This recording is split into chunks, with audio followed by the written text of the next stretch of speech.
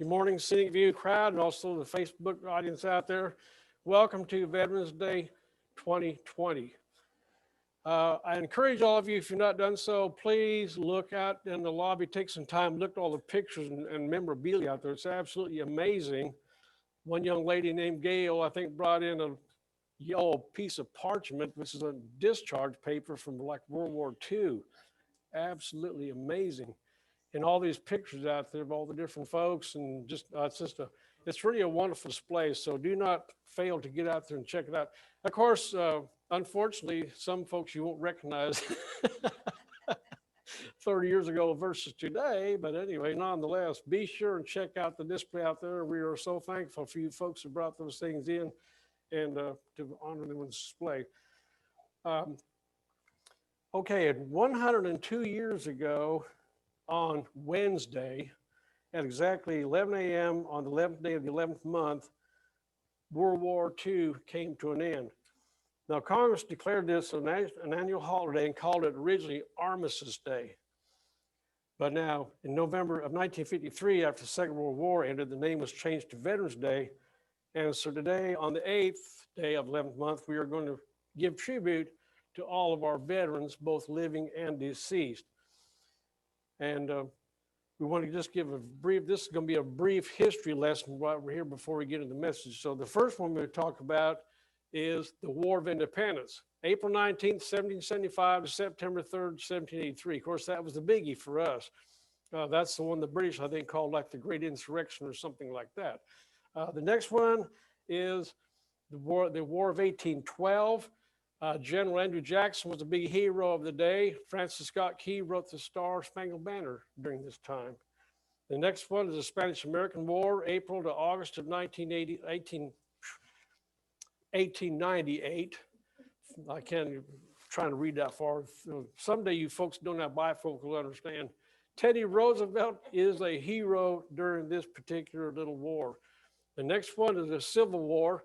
And I put that civil in parentheses because there was nothing civil about it, as you well know. But it was the war between the states, 1860 to 1865. And then the next one after that was, of course, World War I.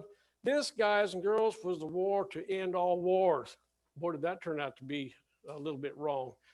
July 1914 to November 1918. And then the next one was, or after that, we went to World War II, December 1941 to September 1945. And this was some of the memorabilia out here that folks have, is even go back to World War II.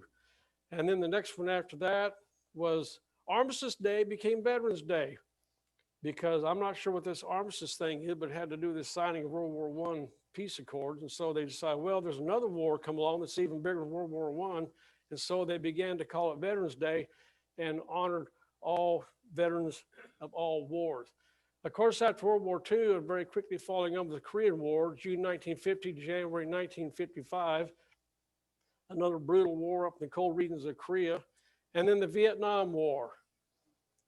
February 1961 to May 1975, way too long in my opinion. I served in that war. There's a picture out there, if you can stand all that with no shirt on, me loading bombs during that time. Oh dear. I'm sure glad that wasn't me. And then, and then finally, Operation Enduring Freedom, and now it's called Freedom Sentinel. It's carried on so long. Iraq, Afghanistan, 1991 to the present. And so why are we, these veterans of all these different wars, so deserving of honor? One reason, because of they fought the cause of freedom. They were committed to a cause of courage. It takes a lot to just pack up these places and go off someplace and you don't really know what's going to happen. Now, some of us were young and dumb and stupid, and it was a big adventure to me. Like, well, I'm going to go over here and see what's going on. But also, they do this stuff because of patriotism, because of love of country, because of love of doing what's right. And not long after the veterans lay aside the uniform, we still remain some of those patriotic, loyal, and committed Americans that there are. Another reason why all of our veterans, and by the way, in a few minutes, we're going to be playing the Armed Forces Medley. And you folks out there that have served in the military, if you hear your branch song being played, please stand up if you are able. We did this one church one time, and we had this one gentleman sitting right on the front row, and he just, I don't know if he'd been so long, he forgot what his song sounded like or what, but he didn't stand up. So I've always remembered this. So please stand up for that. But the veterans have been willing to give so much. And as this slide says here, all of our wars have created wounded warriors. Now, this gentleman here on the left is Sergeant Bernard Clement III. That's Gene's son. He's a combat wounded veteran from Iraq. And so we want to remember him. And of course, fortunately, although he has been wounded and has PSTD and that sort of thing like that, don't want to discount his injury, but he's certainly not at the level of these folks over here. And there have been thousands and thousands of folks who come back severely wounded, loss of sight, forfeit arms and legs, faces permanently scarred, grossly disfigured. Many, of course, lost their lives. And many people gave up things, you know, just like careers and families and things like that. I remember reading about one gentleman. This was during the Vietnam War. He had a good job in a promising company, their promising career. And finally, the HR people called him in. They said, well, the bad news is that you are very ripe to be drafted. And so consequently, there's a good possibility you might go to college to keep getting drafted. So we're not going to put a bunch of money in you and have you either go to college or get drafted. So see you, and just let the guy go, you know. And unfortunately, they can get away with stuff like that. So a lot of people really gave up a lot of things. Next. Now, the ultimate sacrifice, and I don't know if this number is correct. I don't know if there's even actually any way to do that. But, you know, from 1775 to the present, there have been approximately 1,103,666 Americans that have died in all the wars. And you go all these different, even Murfreesboro has all the Civil War graveyards. If you've ever been to Arlington, a place like that, it's just row upon row upon row of crosses. And it's just amazing to think that those are young men, and in a lot of cases women, who gave up their life that we might have the freedom that we have today. So that's just what we want to remember. Now at this time here, we're going to play our video. And during this time, if, like I said, when your service comes up, if you're in the Army, Navy, Air Force, Marines, then please stand up during the time when that is being played. And also remain standing.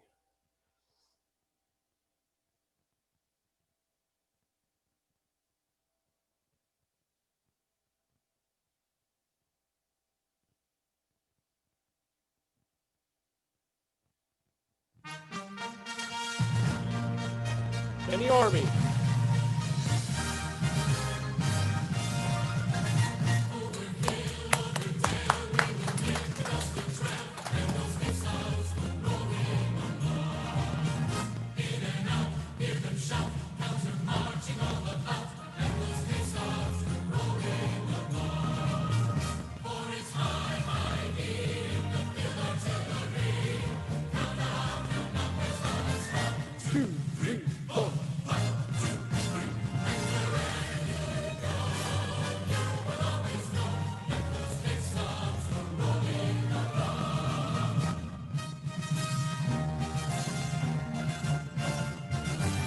Any Navy folks?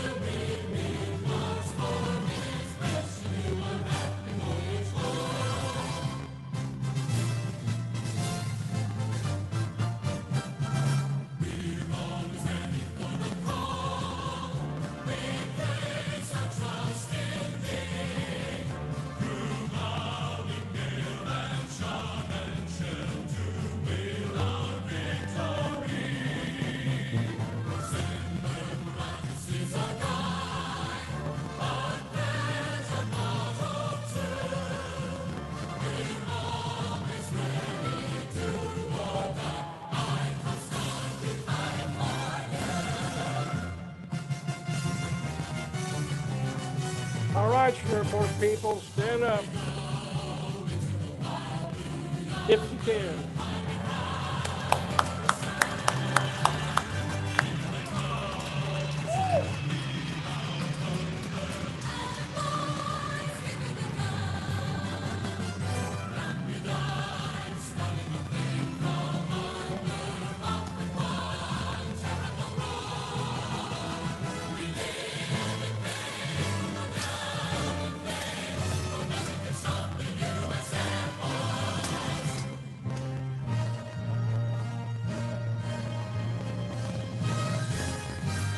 Okay, Mr. Marine.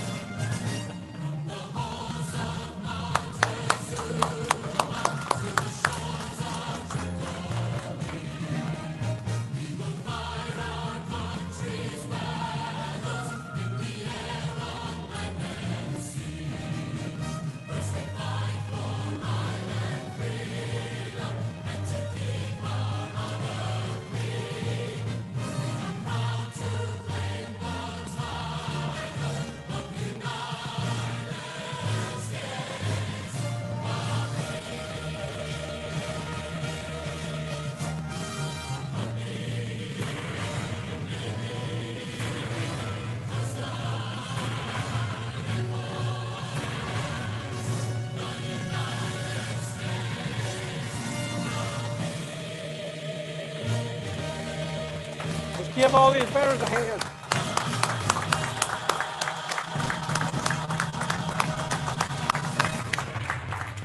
Amen and amen. Incidentally, just one little side note.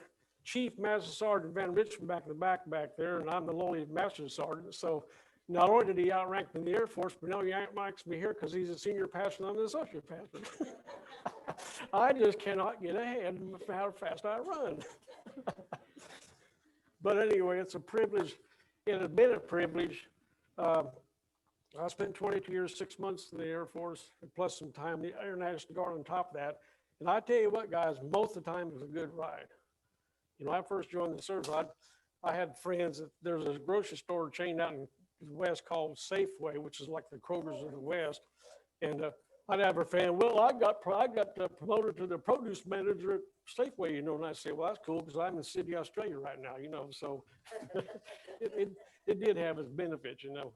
But today, moving on, we are going to talk about a time when Jesus honored veterans. But first off, I want just to backtrack just a little bit to last week's sermon. You know, the problem with being a pastor and getting up and doing these sermons is sometimes, and I've made the comment before, Lynn, I got one hand pointing y'all, one finger, I got three pointing back at me. And sometimes, you know, we wind up shooting ourselves in the foot. That's one of the dangers of being a pastor. And we had a conversation, myself and Van, about, you know, the assumptions and all this kind of thing like that. And he pointed out and said, you know, there's two kinds of assumptions. We assume things based on past experience, and we do assumptions based on what's going on right now, which is what Mary and Joseph did. Well, I made the comment, I said, when we were searching around for a church, I was watching some online videos. Whoop, there goes my, there goes my feet. Well, it's around here somewhere. Oh, there we go. I need bigger ears. Yeah, there you go. Yeah. In Alaska, there, everything is solved by that stuff. But anyway, I was talking about watching these online videos, and there was some church in Murfreesboro, and this guy was showing all the different rooms. He said, this is the senior ladies class. You know, they've all known each other for 40 years and stuff like that. And I said, you know, well, you wouldn't be welcome there because they're all just a big old crowd. And it was pointed out to me that unfortunately is an assumption that may or may not be right. You know, you might go there, they might be looking for some fresh blood, kind of like a military recruiter. They might have welcomed you in that class with open arms. So I just want to point out that be very careful. I think I even said it, be very careful when you're assuming. And it's amazing how just in a case like that, I made a ridiculous assumption. Here I'm preaching about this stuff and I'm making assumptions myself. So it's not an easy issue to get out of.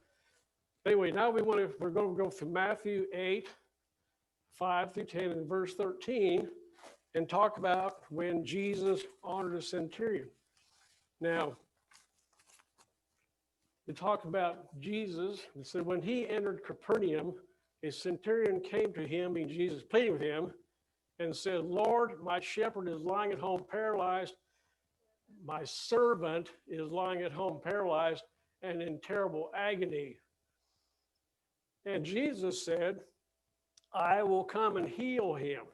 Okay, now let's stop right there. You know what blew the religious leaders of the day away about that is no self-righteous, good old boy, rabbi or Pharisee would ever go to a Gentile's house. They just wouldn't remember the story of the Good Samaritan. You know, the Samaritan did all the work, and the rabbis and the Pharisees, they just went whizzing by in their limousine and stuff like that. So that right there, guys, is a statement about Jesus and his love for us. He said, I will come to him. And what did the centurion say? Lord, I'm not worthy to have you come under my roof. Only say the word, and my servant will be cured. Isn't that a wonderful test about his faith? Lord, I'm not worthy for you to come to my, I don't know about you folks, but I thought about that statement. Would you want Jesus to come to your house? You know, I mean, if he actually just knocked on the door, you opened up the door, he walked in, I don't know about you, but I'd be scared, you know. So that right there is just really a statement. Okay, now let's look at the centurion just for a moment. Centurion was a military leader in the Roman army, and the Greek word for centurion, ikatonarchos, means a commander of 100. While a centurion may have commanded 100, it wasn't uncommon for him to have more than that under his command. So he's actually a pretty big dog in the hierarchy there.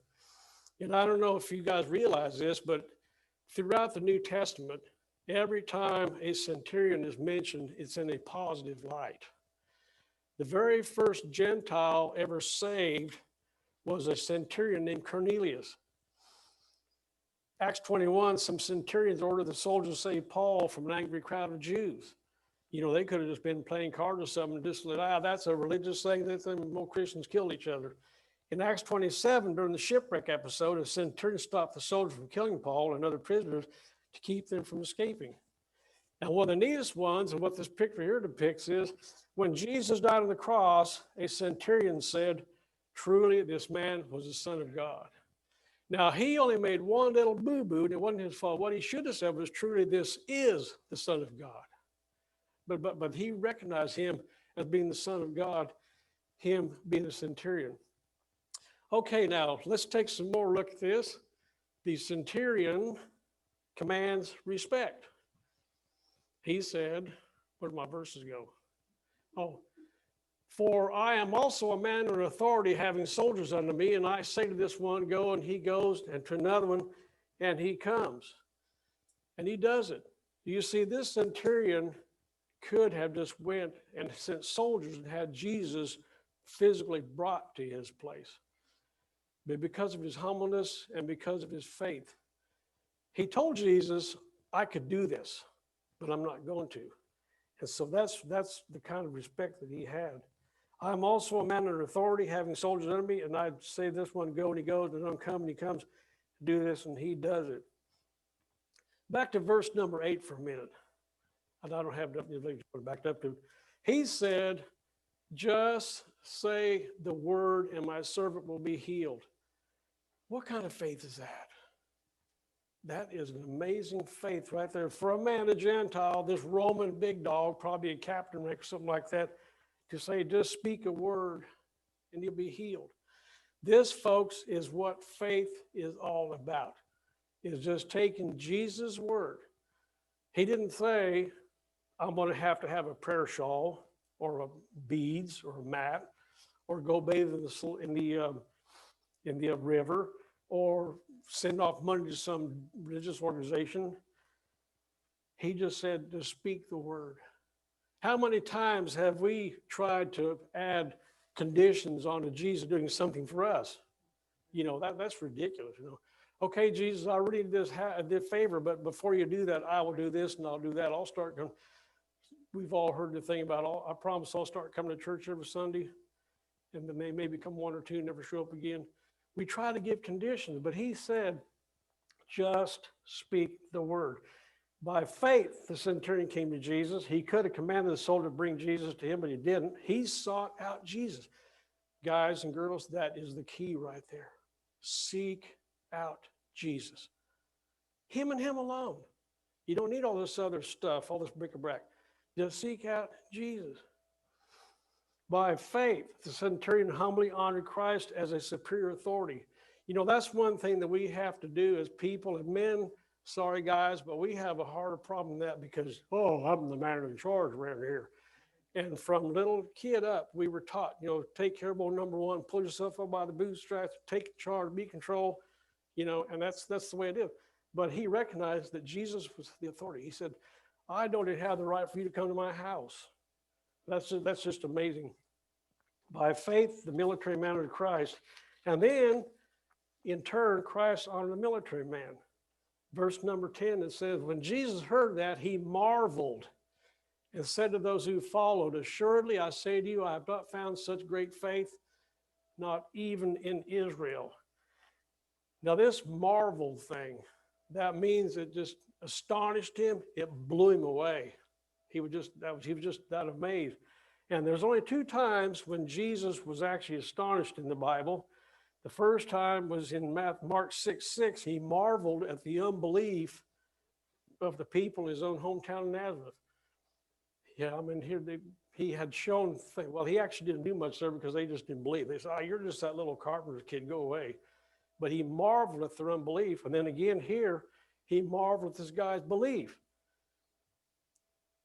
So that's the thing. It just blows my mark. Just gets me that Jesus was just. How do you amaze the Son of God? How do you amaze God? You know, I get amazed all the time at him. So when something amazes Jesus, it's pretty big stuff. So how did he honor him then? In verse 13, we read, Jesus said to the centurion, go your way as you have believed. You hear what it says there? Go away as you have believed.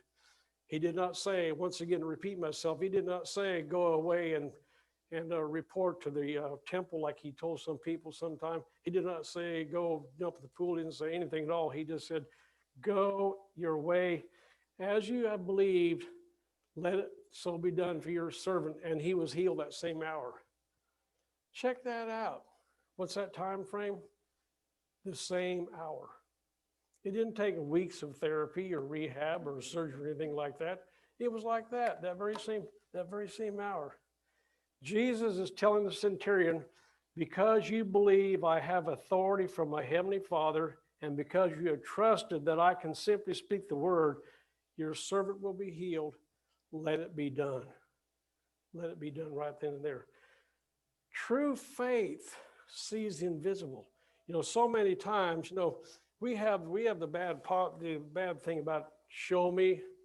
Anybody here's ever been to Missouri? My dad was from Missouri. They call it the show me state. You know, everything had to be proved, you know. Well, didn't happen that way here. It was invisible, but he trusted in it. True faith believes in the impossible. That's another thing, guys. Sometimes we ask too little. You know, we ask for a Pinto when we should be asking for a Lincoln. You know, I mean, really. You know, we don't ask big enough. And God is saying up there, Les, don't you have enough faith in me that I can give you that Lincoln instead of that Pinto? You know, I mean, sometimes we have to just ask up. And finally, the true faith receives the incredible. You know, some of the things I've seen in my life, as far as I'm concerned, myself standing in this platform right here is incredible. If you knew the kind of crappy life, pardon me about that word, if you knew the kind of life I lived back when I was a kid and everything, good example, I went home on leave from the military one time, went to my mom's high school. Of course, I was wearing my uniform, you know, and the old shop instructor said, Lenhart, I thought you would have been a different kind of uniform. More like Colorado Department of Corrections. So, God does the incredible. God does the impossible. God does the invisible. And we have to claim it. Now, I'm not talking about this naming and claiming stuff. but I'm talking about claiming his grace, his mercy, his love. But you got to have something this centurion had. It was faith. Because he said right there, as you have believed. Guys, repeat those 4 words. As you have believed. You've got to have it in here. You've got to have the belief here. You can't just give lip service and say, well, maybe it'll happen, maybe it won't. You've got to really believe it. Man, what a wonderful message. So just a few thoughts in conclusion. Back to the veterans again. Now remember, this whole thing's been about Jesus honoring a veteran, but I submit to you also that the veterans certainly did honor Jesus.